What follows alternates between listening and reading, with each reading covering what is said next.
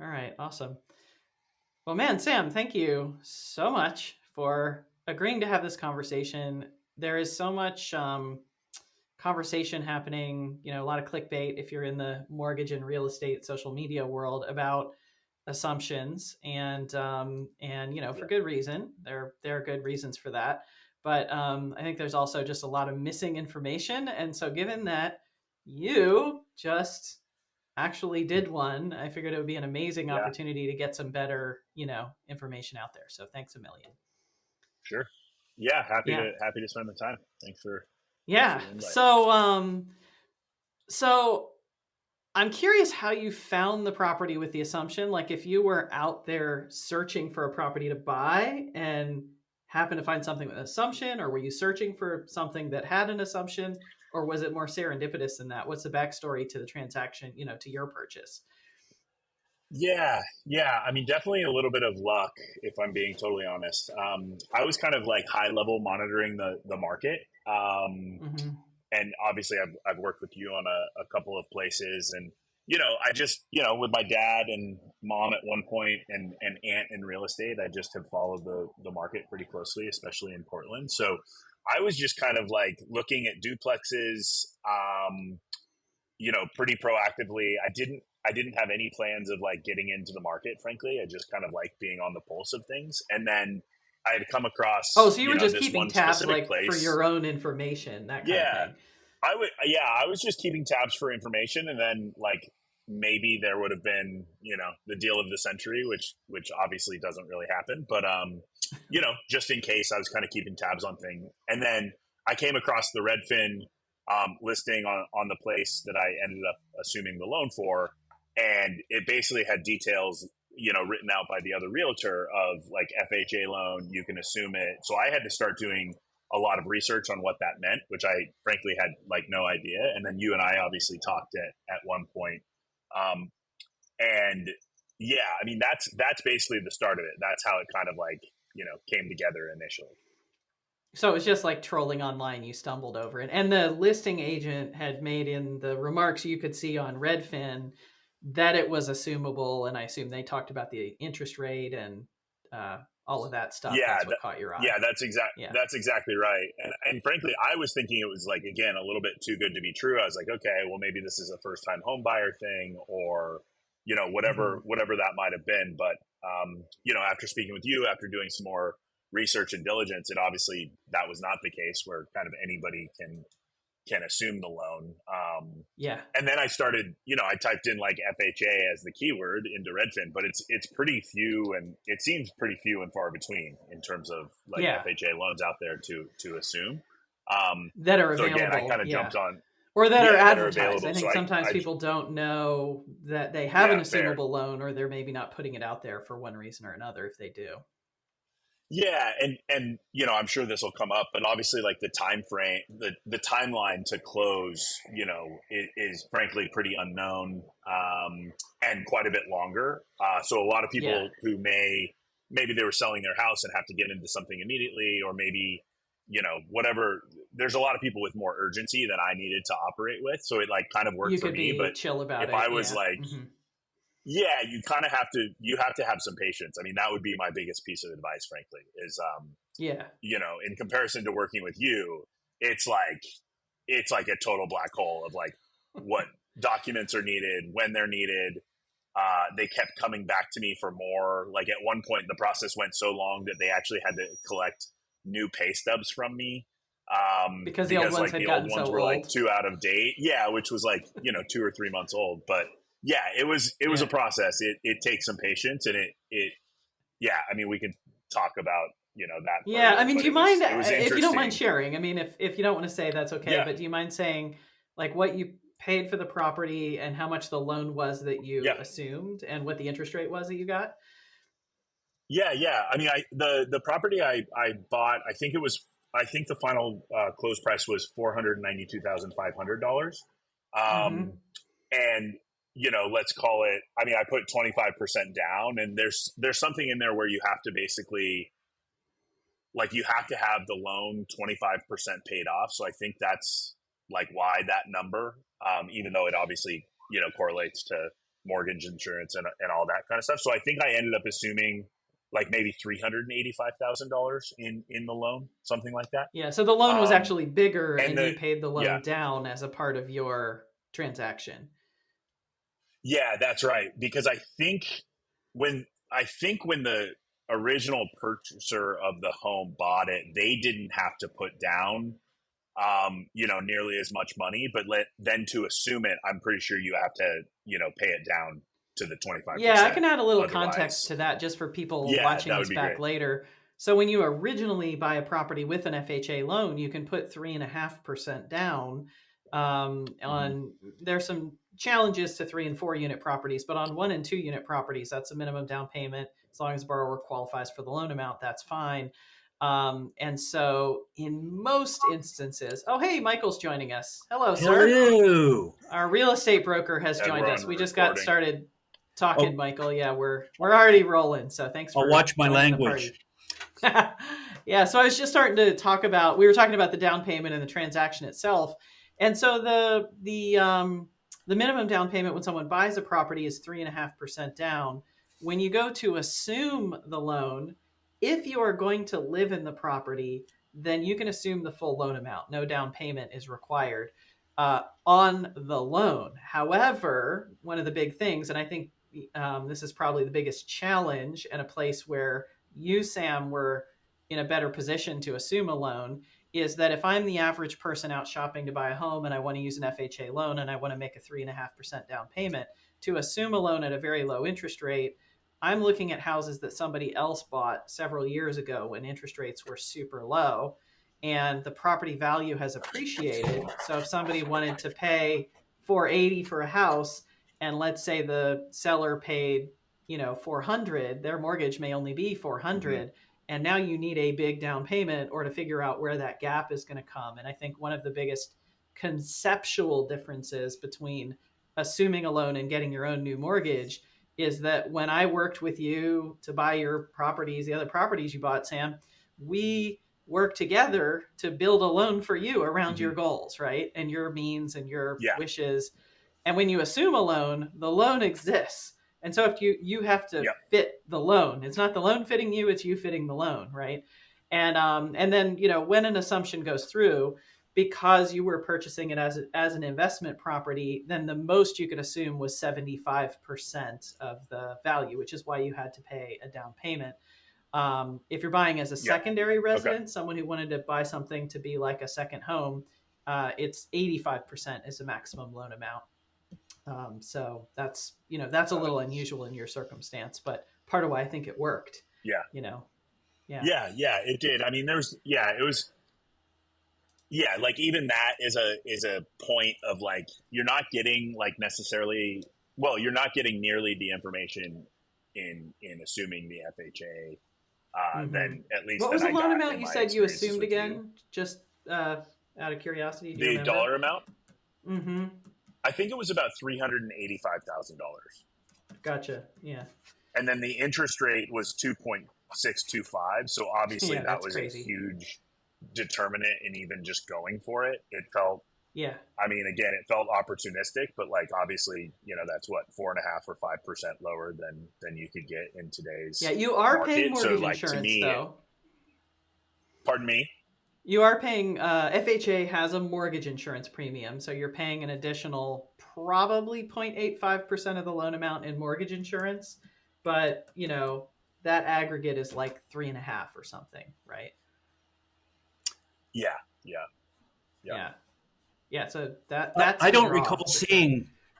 I don't recall seeing that add-on. It's just part of the Julie, monthly payment. Julie, you just went off screen. To you too, Yeah, Sam? Um, it's yeah. She's not. It's fine. Yep. Okay. yeah, I think my internet's misbehaving, but the system I'm using will take care of that. So no worries. Okay. Yeah, If I come and yeah. go, I apologize, but you can ignore that and just keep talking. And yeah.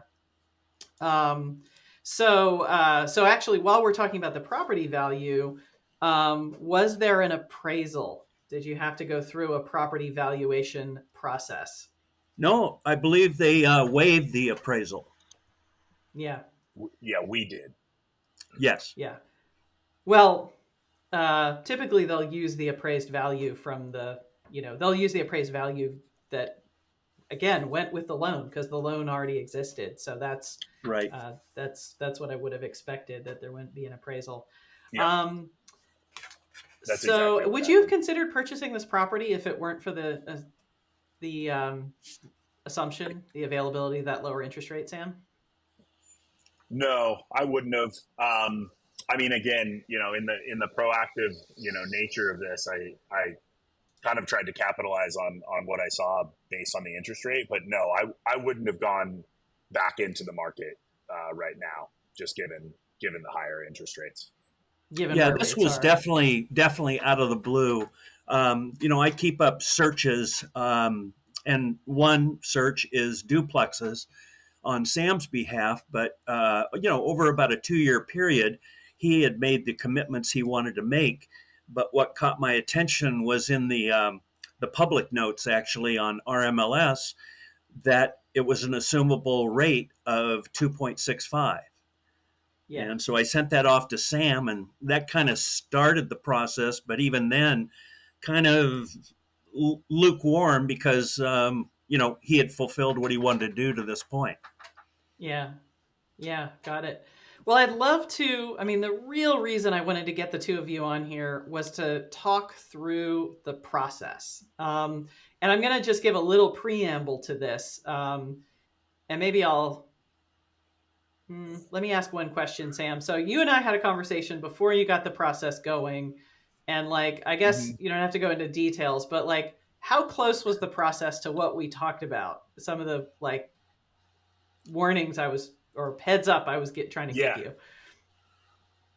yeah. Well, that's exactly how I was going to kick it off with just like you were pretty open about, um, that the timeline wouldn't be as tight. It may not be as urgent on their end.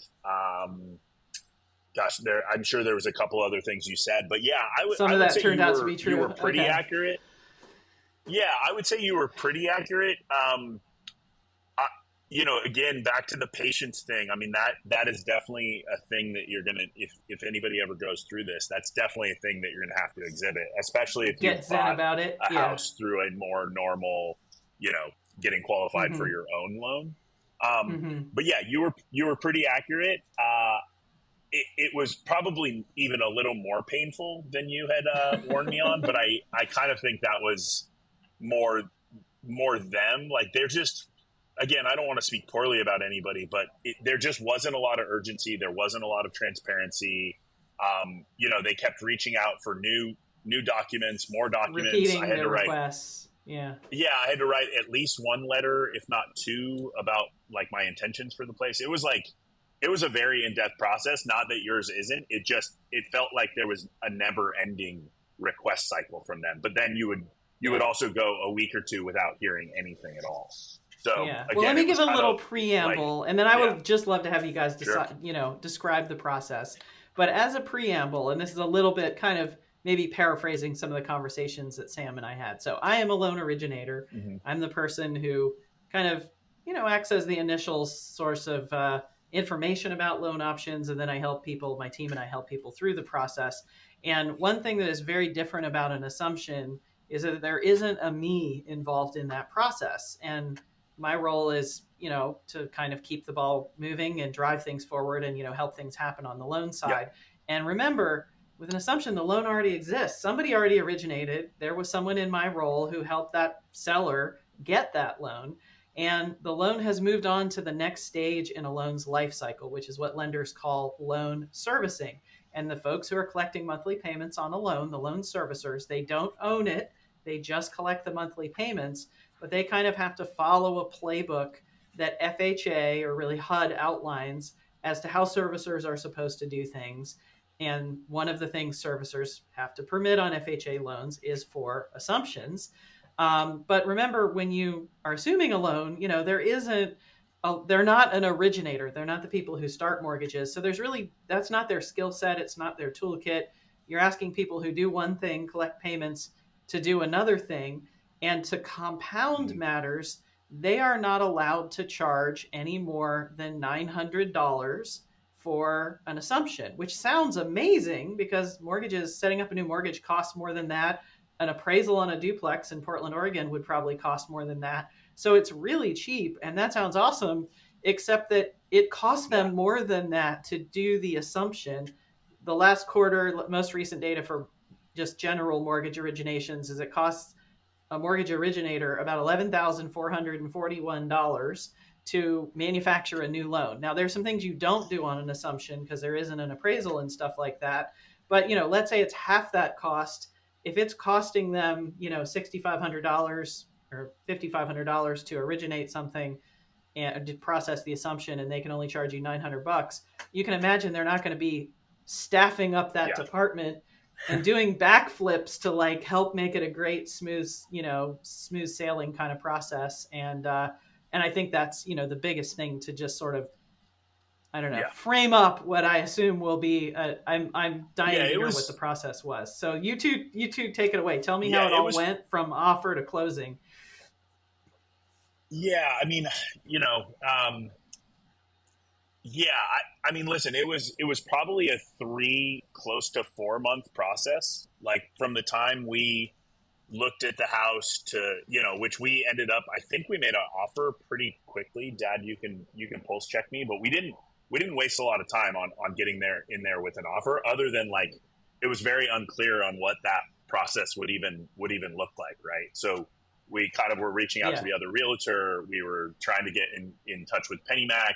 They also had to get in touch with PennyMac to then, to then basically say like, yes, we're allowing Sam to assume this. So again, pretty convoluted. So the seller had to tell the servicer PennyMac that they were okay to talk to you to kick it off. Yeah, exactly. So you even needed kind of that go ahead. And then, again, like PennyMac, they were generally fine to work with.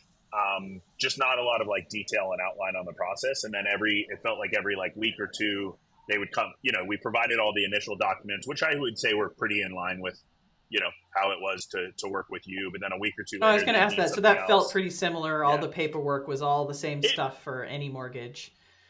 It felt pretty similar. It felt even more in depth, frankly. And that, I don't know exactly why. It could have something to do with the fact that I own other places and they were just being very diligent on the, the risk side of things. I'm not exactly sure, but it felt like, the initial docs were pretty in line with maybe what would happen for working directly with someone like you. But every week or two, they would come back and ask for another doc or a letter or, whatever it may be. So it was interesting from that perspective. And again, just that patience part is pretty key here, but it wasn't like I would almost call yours, and I hope it's okay to say this, I would almost call yours like a little bit more of an intense process, but you have a very clear like goalpost, right? Like where the finish line is, if you put it in like racing terms, right? Whereas this just like you were just going and you felt like you were sprinting, but it was very much hurry up and wait, and then all of a sudden you'd get another request, and it was like, okay, like how many more requests are going to come, our way, and are we even close to the like end? You were playing tennis or at the something. same time, they set okay expectations up front around the timeline, but it so I could deal with the timeline because that actually ended up being pretty accurate, but it was all the requests in between. And the what did they tell you the timeline like was going to be when you initially applied? Yeah, they said 90 to 100 days, something like that. And I think that is, it might have been just north of 100 days, but it was relatively in line with what they had said. It ended up being close to 110 days.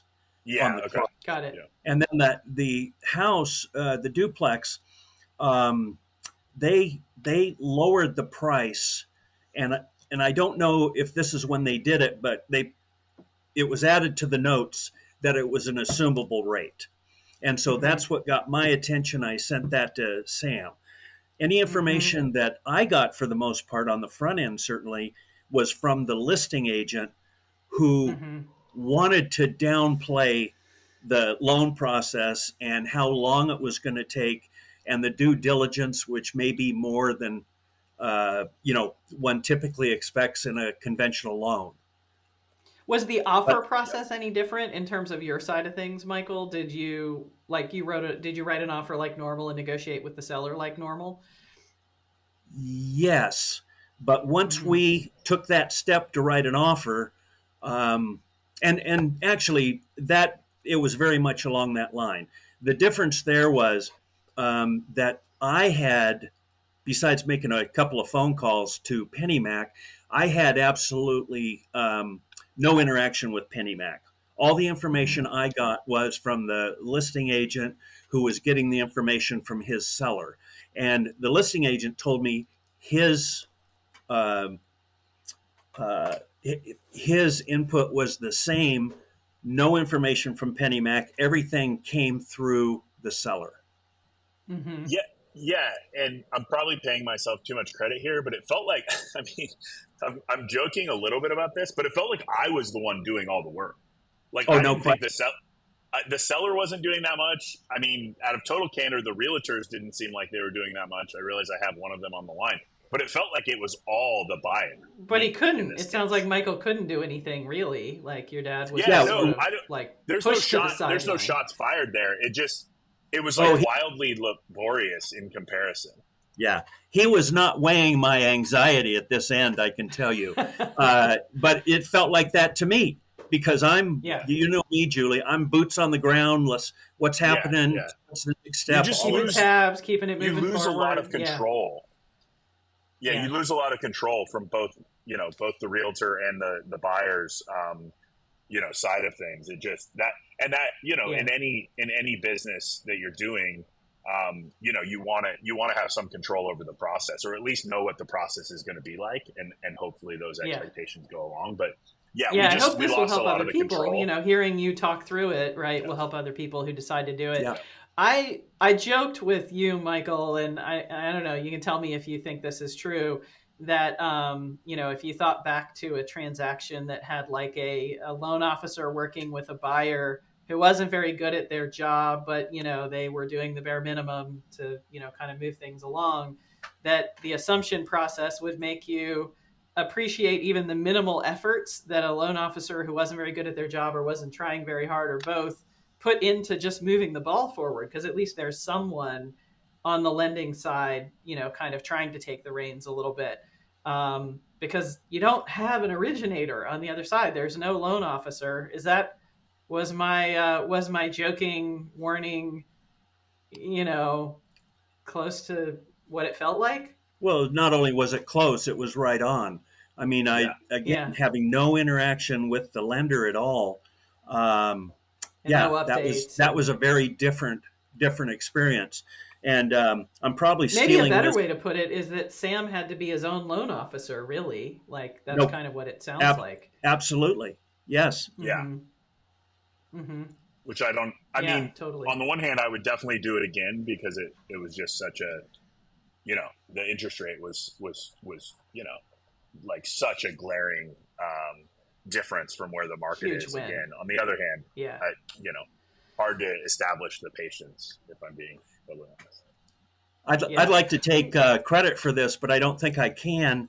Our catchphrase through the entire process was at every turn where things seemed to be lagging or another hurdle to jump or what have you, which was all being jumped by Sam, we kept saying, one of us would, it's worth it.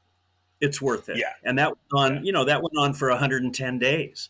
And Yeah. finally, at the end of the day, Sam can speak to this. I suspect it is worth it. Yeah. yeah, totally. How was the closing process different than a normal transaction? Was there anything, once you finally got to so I guess let me paraphrase. So you applied for a loan kind of like normal, except that then you were peppered with a lot of requests for information and even things expiring and needing to be re-updated because of the timeline. But then at some point they were like, you're good. Congratulations, you're approved for the assumption, right? And then how long was it Yep. from that moment when they were like, you're good, congratulations, to when the title company had loan documents that you could sign? And was there anything different about that next phase of like, okay, the loan is now, done.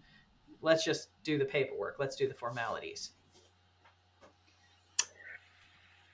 I don't completely recall how long it took from like approved to signature, but it didn't seem abnormal. Dad, do you remember on that front? No, It seemed like a generally pretty consistent closing process to what you would find elsewhere.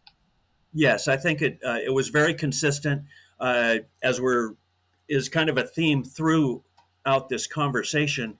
Um, there were no real timelines or benchmarks given, so we didn't exactly know what to expect other than possibly 90 to 120 days, uh, and not even a "we'll let you know" from my standpoint. And Sam was asked Yeah. for, if I recall right, was asked for information, documentation, like a second, if not a third time in some cases. So that was a little bit more cumbersome. So I didn't think Sam knew, for good reason, exactly where he stood on a couple things, Yeah, yeah, because he kept yeah. There was being no people. Yeah, it was like I would submit things, and then a week or two would go by. You wouldn't even hear a thank you for getting these over, Like and not even a then confirmation that the paperwork was received or yeah, not even whatever. a confirmation. So I was following up quite a bit, and even when I would follow up, they wouldn't really give me that much back. Um, Yeah.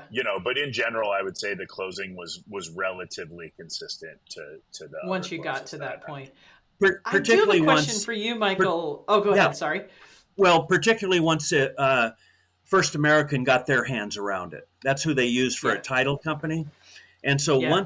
once it was to a degree on the front end, they got their hands around it. Then we got more communication through them, and Mm-hmm. then it went to a signing date, um, and a fairly normal close. Yes, in fact, a normal close. Yeah, Cool. yeah, agreed. So the question I had, and this is really, I guess, for you, Michael, is like this is not a normal timeline for closing, right? I mean, a No, typical no. purchase, like Quite a few years ago, you would remember better than I. Um, you know, closings, they could be 60 to 90 days. And then yeah. this is 10 years ago when I got in the business for a couple, 2, 3 years. Then Well, it for a was minute there, 10 years ago, we were having trouble getting an appraisal back in a month's time frame, and you true, can only close true. after you get the Yes. appraisal, right? Right. So, Yep. And so, but like, that what would you say your average closing time frame is on a typical, not an assumption purchase today? I would say 45 days, and Oh, that many in long, really? Okay. many in 30, some Yeah. in less, but Yeah. rarely for a while have I seen a 60-day close. Yeah. And do you think Yeah. I thought you were gonna say 30 days or less. Most of the contracts I get are between 2 and 4 weeks, right? I'd Right. say three is pretty average. Well, And on we've got to occasion keep we've things got, moving, yeah, but that's not a crazy, foot race. Like we can no, keep things no. moving and get that Yeah, I done. don't disagree with that at all. So sellers generally, I mean, obviously the finish line for a seller on any transaction where they're selling is they get cash, right? And so they want to presumably make that happen as soon as possible. Was this seller unusually flexible about timing, or had the property been on the market a while? And that, because I guess my instinct, I'm sort of fumbling around here, but it feels like if the seller had another option to just sell to somebody who was getting their own new mortgage, they would have gotten their money much sooner.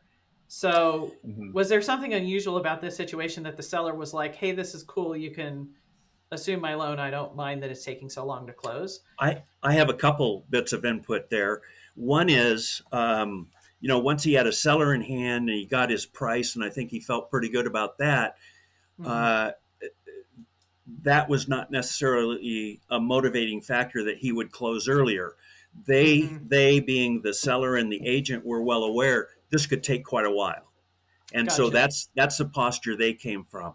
They also Mm-hmm. had tenants off and on in the space, so Mm-hmm. um, uh, he had cash flow coming in on a So monthly he was basis. collecting rent and he was okay with the, Correct. And we had at delay. least, it could have been more, but we had at least 2 or 3 tenants that were new tenants to him during this 120 days.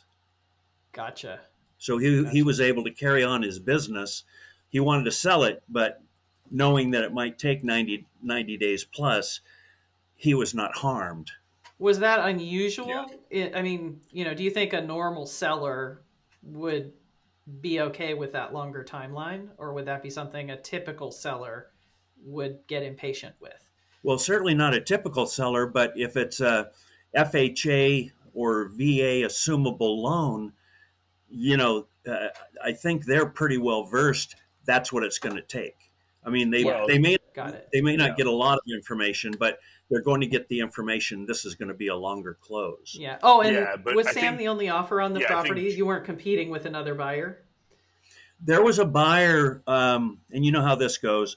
There was a buyer on the sideline. Apparently, they were expecting that offer to come in. I don't think it ever did because they didn't, as far as I know, accept a backup offer.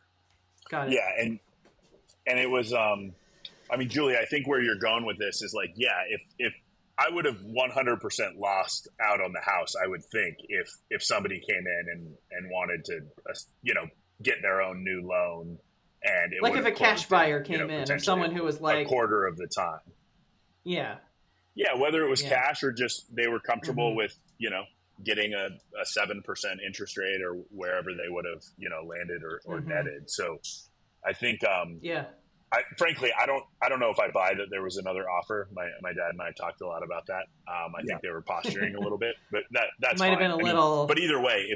if there was somebody that was working through you, uh, the seller, it would have been a much faster process. So there would have been, in my opinion, there would have been almost no way that I could have assumed the actual loan if there was a competitive offer They with a have to new be loan. patient. You have to have, like, part of the recipe of making an assumption work would be a patient seller who doesn't have either a motivation to close Yeah, sooner, or another offer that can close faster, and a desire to, kind of just Yes, get it and over and from done the with. from the seller and agent standpoint, they knew that. So Right. they knew as much as they could know it was going to take this longer closing time. When people buy things, and whether it's an investment property or not, uh, people want to get moved in, or they want to have the Yeah. flexibility to rent the spaces if that's their intent. So, Yeah. the 2.65 looks great, but it wouldn't fit everybody. Do you feel like you paid a premium for the property because you were getting a below market rate? I I I mean, we did pay over list, but part of that reason is kind of unrelated. We ended up buying all the furniture in there because we Mm. turned at least one of the units into a rental. So I Hmm. personally don't think we paid any sort of crazy premium. We paid above Hmm. list because we literally also assumed the furniture. You were, yeah, Um, buying other stuff. but other Because than I was that, thinking that's a way that I you certainly could, didn't think it was like an exorbitant price. yeah, because that is kind of a way you could, like, if a seller was like, well, I could close in 30 days with this other offer I have, you want to assume it, pay me a little extra. So, they're going to have carrying Yeah, costs for an yeah, extra fair. couple months or whatever. Maybe that's a way to Well, navigate we that came if in you're, pretty strong on the offer because they had hinted at like being okay with parting with the furniture. So we did come in pretty strong. Um, hmm. but personally, again, I mean, the interest rate difference on the monthly mortgage is, I think I ran the numbers at one point. I think it was at least like $700, maybe close to 750 a month. Yeah, So it's like huge. at the end of the day, even if we had paid the premium, it's still, you know, a lot less on a monthly basis The than math we would have would have penciled out. Yeah. with the Although other. that would have been more cash out of your pocket. And if I'm thinking about the recipe for a successful assumption, assuming anybody watching this video is like, okay, I want to do this, how do I make it work? One of Mm-hmm. the elements is, I mean, you are an investor, not an owner occupant. So you could be flexible about your timeline for closing. You didn't, I mean, it sounds like you got a little impatient at points, but it wasn't like you were trying to move or anything. It was just going to Yeah, be no, a buy and hold investment property. Um, and then you also had the ability to pay a down payment, and you even had to pay the mortgage down, which I can say from my conversations, when I have folks call me and, I'll have a client who's shopping for a home, I've pre-approved them, they did their homework, got their loan ready. If they see that Redfin listing saying assumable loan at 2.65, then I go to public record and I look up what the seller paid and what the seller's loan amount was. And if the seller's selling for 450 and the loan is 350 and my client wanted to put 5% down, that's like kind of a showstopper. They either need to have an enormous amount of cash or find a place to borrow that additional money. And if they're borrowing it, it's going to be at today's interest rates for a second mortgage, which is going to be 9% or something. And suddenly the benefit of the low rate starts to get kind of eroded by the amount you're borrowing to fill the gap between whatever cash you have and whatever that mortgage is. Because again, the borrower has to fit the mortgage doesn't fit the borrower like normal circumstances. So like, it sounds like investors who have the ability to pay a down payment are kind of at a real advantage in making an assumable loan actually, Julie, succeeding. I've added assumption loans to my B plus marketing list. And the reason it's not on the A list is because they're so difficult to find. But for first time homeowner, for instance, what a sweet spot that is if you can find something. I'm working with 2 clients right now and just combing assumptions. And you can actually add shortened word of assumption to assume under the amenities below on your RMLS search. See if it comes up. Yes, but I've had 2 come up in 60 days, and they weren't in the right area. Yeah. Did you do any due diligence on what the mortgage balance was and how well that aligned with the down payment the buyers could pay? On their home? I mean, on any of the ones that the came new up. buyers? Yeah.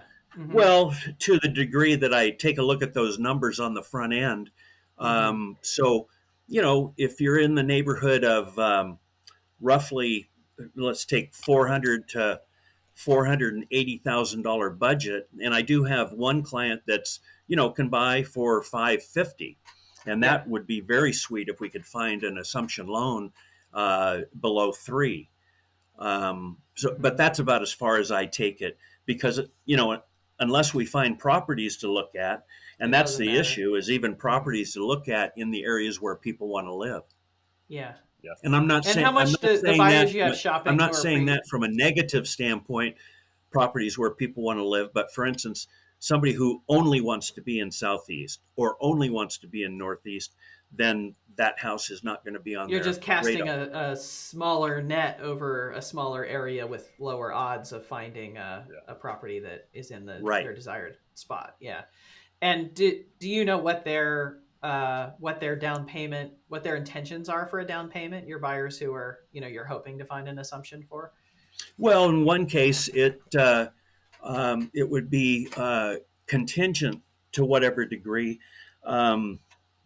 On the other hand, contingent with a 90 to 120 day lead time, that's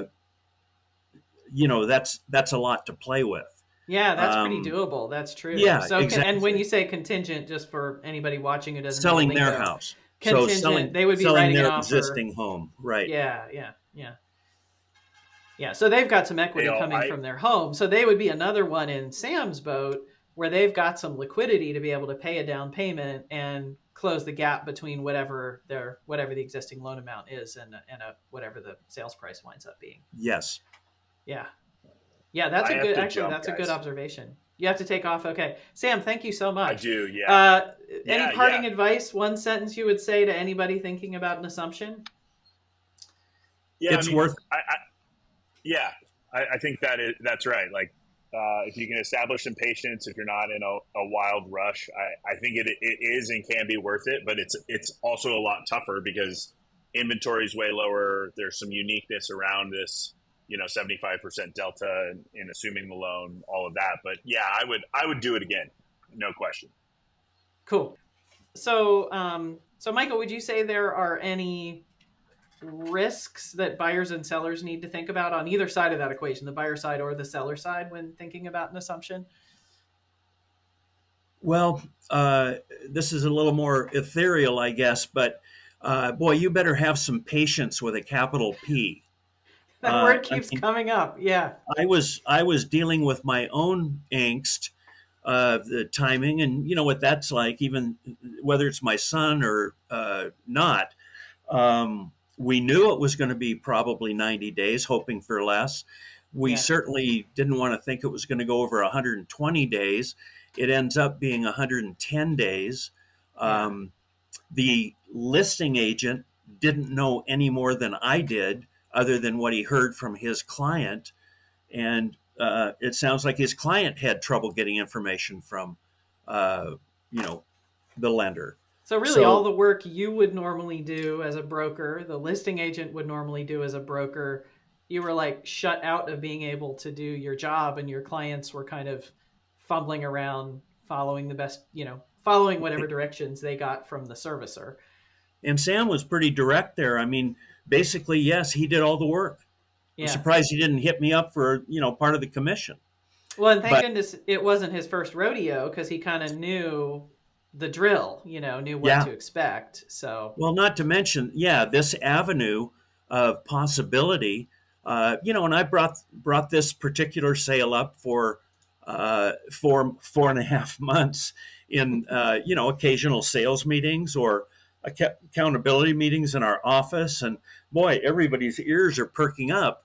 But I'm yeah. very quick to say, you and your buyer better have an abundance of patience, because it will seem like you're being jerked around.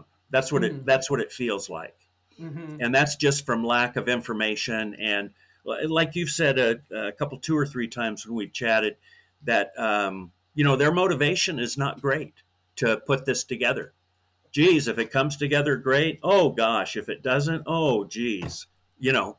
So Oh, there's a so lot you of didn't that. really feel like the servicer cared if it happened or not. Like they were doing it, but they weren't. Uh, there wasn't anybody who felt like they were trying to make it happen. Well, just because it's easy for me to go to the dark side sometimes, um, All right, let's go to the dark side especially together. with agents and lenders and title companies. I've been very fortunate in my career here. That has happened very, very rarely, Yeah. and that's because I keep working with you on the lending Aw, side, and thank you. title companies. That shifts a little bit. Um, you know, uh, for different reasons, people changing jobs and all of that. But yeah, I mean, it's the dark side I'm talking about, which is dark with a small d, is just that angst that, are we being given the straight scoop? Because I Yeah. couldn't get the straight scoop from anybody. Yeah, that had Um, to be frustrating given that is you the other normally shoe are going to so drop? proactive Sam and about. I talked about that, and as you know, Sam's a sales and marketing guy and very bright. And is the other shoe going to drop? Is some surprise going to come that we weren't aware of? So And you those get to types of 90 days things. and the whole thing doesn't come together for some Yeah, unforeseen. Did you have to extend the contract, or was the contract already, yeah. We extended the contract twice. Initially, we put gotcha.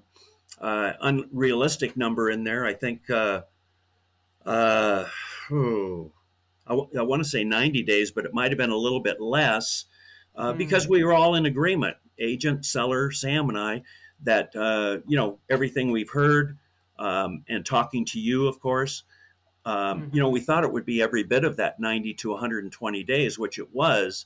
Um, If you had it to do over again, would you have written a longer closing date? Because, being out of contract, or the potential of being out of contract, if the seller starts to get disgruntled or a backup offer comes in or whatever, there's risk there, right? Yeah, I don't think I think I think now that I have this experience, of course, writing a 90-day timeline. Okay, shoot, if we closed in 32 days, wouldn't that be great? But yeah, realistically, it certainly sounds. It certainly is the case with this transaction and other agents I've talked to who have been involved with assumable rates. However, in all that chatting, which wasn't all that much, but 4 or 5 times in the sales meetings and so on, talking about this assumable, because Leslie Jones keeps bringing it up in our meetings. Um, they're tough to find for one thing, and it was surprising to me how few people at those meetings. So we're probably talking about, over time, probably 80 agents who have yeah. heard about this In assumable your rate extended deal. office, yeah. Nobody was raising their hands that they had ever done one. You were the only one of the 70 to 80 Yes, agents who had ever done one. Yeah. which kind of gives you an indicator of how many are really out there. It's like kind of a unicorn. Yeah. Yeah, Yeah. Thank you so much for being willing to, have this conversation and share from your experience. Like we were saying, it's a little bit of a unicorn. So I was yeah, happy to very much know so. that I know people who have gone through the process and can now share some things about the process with other folks. Do you want to Yeah. share any parting words of like advice for anybody thinking about doing an assumption? You're the broker. What would you say to other brokers or buyers who are thinking about it? Well, you don't want to turn if I'm dealing with a buyer, let alone a seller, but a buyer especially. On the one hand, you don't want to throw cold water on the sale on the front end. Typically, Yeah. if it's strictly an investment property, people probably are used to being thrown curves. But just Yeah. the length of time, the lack of communication, just be ready for it. And then at the end of that storyline, I'm going to say, but it's worth it. Yeah. That's what you kept telling me. So thank you again.